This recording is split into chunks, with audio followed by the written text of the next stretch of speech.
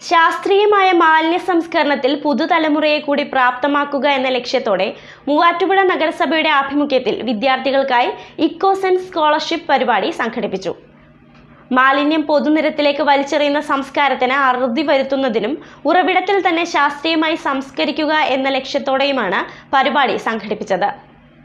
വളർന്നുവരുന്ന നഗരങ്ങൾ നേരിടുന്ന മുഖ്യ ഭീഷണികളിലൊന്നായ ശാസ്ത്രീയ മാലിന്യ സംസ്കരണത്തിൽ പുതുതലമുറയെ കൂടി പ്രാപ്തമാക്കുന്നത് ലക്ഷ്യമിട്ടാണ് മൂവാറ്റുപുഴ നഗരസഭ വിദ്യാർത്ഥികൾക്കായി ഇക്കോസെൻസ് സ്കോളർഷിപ്പ് നൽകിയത്. മാലിന്യങ്ങൾ പൊതുനിരത്തിലേക്ക് വലിച്ചെറിയുന്ന സംസ്കാരത്തിന് അറുതി വരുത്തുന്നതിനും ഉറവിടത്തിൽ തന്നെ ശാസ്ത്രീയമായി സംസ്കരിക്കുന്നതിനും താഴെത്തട്ടിൽ അവബോധം സൃഷ്ടിക്കുന്നതിനാണ് നൂതന പദ്ധതിക്ക് രൂപം നൽകിയിരിക്കുന്നതെന്ന് നഗരസഭാ ചെയർപേഴ്സൺ ജോയ്സ് മേരി ആന്റണി പറഞ്ഞു.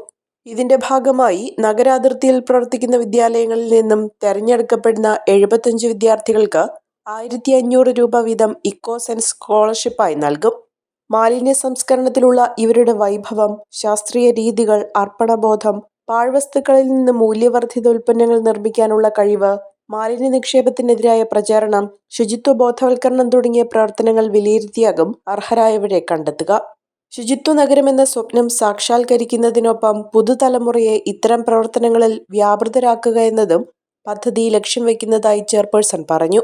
പദ്ധതിയുടെ മുന്നോടിയായി നഗരസഭ ഇക്കോസെൻസ് സ്കോളർഷിപ്പ് ശുചിത്വ പഠനോത്സവം നടത്തി.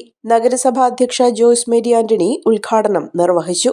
വല്ലാത്തൊരു സന്തോഷം തോന്നി. നിങ്ങൾ ഇതിനെപ്പറ്റി അവെയർ ആണല്ലോ, മറ്റുള്ളവരെ പഠിപ്പിച്ചു കൊടുക്കുവാനായിട്ട്, പറഞ്ഞു കൊടുക്കുവാനായിട്ടുള്ള ബോധ്യം നിങ്ങൾക്കുണ്ടല്ലോ എന്നുള്ള ഒരു സന്തോഷമായിരുന്നു. അതൊരിക്കലും നിങ്ങളുടെ കരകൗശല വസ്തുക്കൾ നിർമ്മിച്ചതിലുള്ള പ്രാവീണ്യം കണ്ടതുകൊണ്ടല്ല, അതിലൊക്കെ എത്രയോ മുകളിലാണ് നിങ്ങളുടെ വേസ്റ്റ് മാനേജ്മെന്റിനെ പറ്റിയിട്ടുള്ള അറിവ് എന്ന് പറയുന്നത്. പണ്ടൊക്കെ നമുക്കറിയാം, ഈ കുപ്പിവെള്ളമില്ലേ, കുപ്പിയിൽ വെള്ളം വരിക എന്ന് കാലങ്ങൾക്ക് മുമ്പ് പറഞ്ഞിരുന്നെങ്കിൽ നമ്മുടെ കാരണവന്മാർ അടിവെച്ച് തന്നേനെ. ഇത്രയും സുലഭമായിട്ട് നമ്മുടെ പുഴകളിലുള്ള, നമ്മുടെ തോടുകളിലുള്ള, കുളത്തിൽ നിറഞ്ഞു കിടക്കുന്ന വെള്ളം കുപ്പിയിലാക്കി വിൽക്കേണ്ടി വരുന്ന ഒരു കാലഘട്ടത്തെ കുറിച്ച് നമ്മുടെ തലമുറകൾക്ക് മുൻപിലുള്ള ആളുകൾക്ക് വിശ്വസിക്കാൻ പോലും പറ്റുമായിരുന്ന ഒരു സാഹചര്യമായിരുന്നില്ല. ഇന്ന് കുപ്പിവെള്ളം എന്ന് പറയുന്നത് വളരെ നോർമലൈസ് ചെയ്തിട്ടുണ്ട്, നമ്മുടെ സൗകര്യത്തിന് വേണ്ടി കൂടി ഉപയോഗിക്കുന്നു. അതിനപ്പുറം പല സ്ഥലങ്ങളിലും അതിനെ ആശ്രയിക്കേണ്ട ഒരു സാഹചര്യം വരുന്നുണ്ട്, ടൗണുകളിലൊക്കെ അല്ലെ. ബിസ്ലറി വാട്ടറുകൾ വാങ്ങിച്ച് സേവ് ചെയ്യേണ്ടി വരുന്ന ഒരു സാഹചര്യം വരുന്നു. പ്യൂരിഫയറുകൾ ഉപയോഗിക്കാതെ വെള്ളം ഉപയോഗിക്കാൻ പറ്റാത്ത ഒരു സാഹചര്യത്തിൽ നിന്ന് എത്തി വരുന്നു. മിക്ക വീടുകളിലും പ്യൂരിഫയറുകൾ സർവ്വസാധാരണമായി. നമ്മുടെ സ്ഥാപനങ്ങളിലൊക്കെ വാട്ടർ പ്യൂരിഫയേഴ്സ് വെച്ചു. കാലങ്ങൾക്ക് മുമ്പ് ഒന്ന് ചിന്തിച്ചു നോക്കിയേ, ചിന്തിക്കാൻ പറ്റുന്ന കാര്യമാണോ? ഇപ്പൊ നമ്മൾ ഇങ്ങനെ ഒന്ന് മനസ്സിലാലോചിച്ച് നോക്കിയേ, നമ്മുടെ ഓക്സിജൻ സിലിണ്ടർ നമ്മുടെ പുറകിൽ ഒരു ബാഗ് പോലെ ചുമന്നുകൊണ്ട് പോകുന്ന ഒരു കാലഘട്ടത്തെ പറ്റി നമുക്ക് ചിന്തിക്കാൻ പറ്റുമോ? എന്തിന് ഇത്രയും സുലഭമായിട്ട് നമുക്ക് ശ്വസിക്കാനായിട്ടുള്ള ഓക്സിജൻ നമുക്ക് ചുമന്ന് നടക്കേണ്ട ഒരു സാഹചര്യം ഉണ്ടോ എന്ന് ചോദിച്ചാൽ ഇല്ല, നമുക്കത് ചിന്തിക്കാൻ പറ്റില്ല. ഒരു പക്ഷേ കാലങ്ങൾക്കിപ്പുറം ഇതുപോലെ ഈ വേദിയിൽ നിന്ന് ഒരാൾ പറഞ്ഞേക്കാം, ഓക്സിജൻ എന്ന് ചുമന്നുകൊണ്ട് പോകുമെന്ന് പറഞ്ഞപ്പോൾ വിശ്വസിക്കാൻ പോലും പറ്റാത്ത, സങ്കല്പിക്കാൻ പോലും പറ്റാത്ത ഒരു തലമുറ നമുക്കുണ്ടായിരുന്നു. ഇന്നതിന് മാറ്റം വന്നു എന്ന് ആരെങ്കിലും ഇതുപോലെ എനിക്ക് പകരം ഇവിടെ നിന്ന് പറയാനായിട്ടുള്ള സാഹചര്യം ഉണ്ടായിരിക്കാം. അതിന് മാറ്റം വരുത്തുവാനായിട്ടുള്ള ഏറ്റവും ഉദാത്തമായ നടപടി എന്ന് പറയുന്നത് നിങ്ങൾ ഓരോരുത്തരും വിദ്യാർത്ഥികളാണ് അതിന് ഇനിഷ്യേറ്റീവ് എടുക്കേണ്ടത്.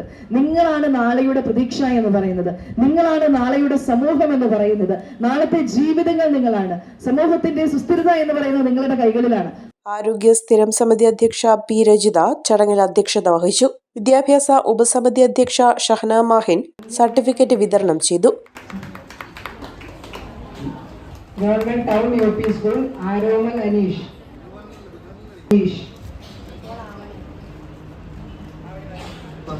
ഗവൺമെന്റ് DTI ഭുവനേശ്വർ ജയൻ,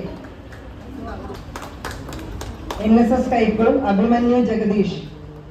ഇക്കോസെൻസ് സ്കോളർഷിപ്പിൽ മികച്ച പ്രവർത്തനം കാഴ്ചവെച്ച തർബിയത്ത് ട്രസ്റ്റ് സ്കൂളിന് അവാർഡും സമ്മാനിച്ചു. പഠനോത്സവത്തോടനുബന്ധിച്ച് മികച്ച മോഡലുകൾ, വേസ്റ്റ് ടു ആർട്ട് എന്നിവ ഉൾപ്പെടുത്തി പ്രദർശനം സംഘടിപ്പിച്ചു. മാലിന്യ പരിപാലനത്തിൽ പുനരുപയോഗം ശീലമാക്കുക എന്ന ലക്ഷ്യത്തിനായി RRR സെന്റർ ഉദ്ഘാടനവും ശുചിത്വ പഠനോത്സവത്തിന്റെ ഭാഗമായി നടത്തി.